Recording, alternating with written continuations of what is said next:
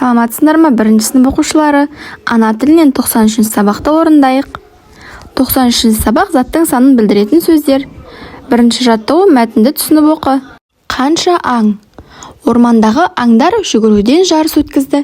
Жарысқа қатысқандардың екеуінен басқасы түлкі, екеуінен басқасы кірпі, екеуінен басқасы қоян.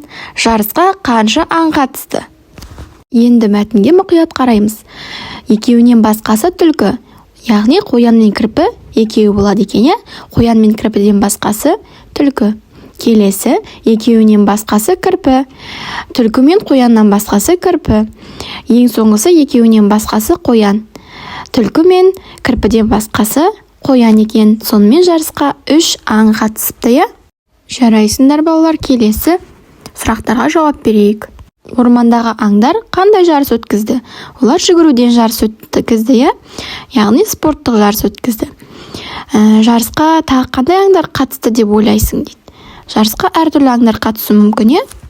Мәтіндегі сұраққа жауап бер. Біз мәтіндегі сұрақты талдап жауап бердік, балалар.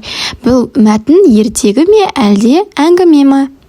Қалай ойлайсыңдар балалар? Әрине ертегі. Дұрыс айтасыңдар, жарайсыңдар. Келесі екінші жаттығу жаңылтпашты тыңдап жатқа жаз. Үш құс жақсы ма, үш құс жақсы ма? Қанша, неше сұрақтарына жауап беретін сөздің астын сыз.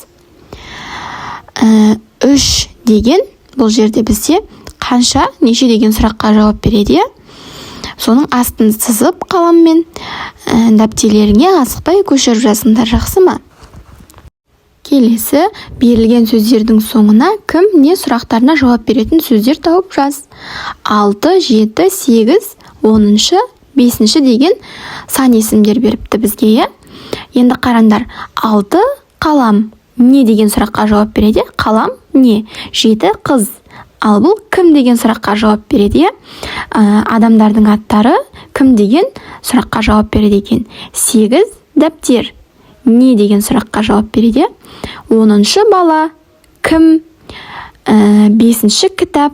Не деген сұраққа жауап береді? Кітап деген сөз. Жарайсыңдар балалар, сау болыңдар.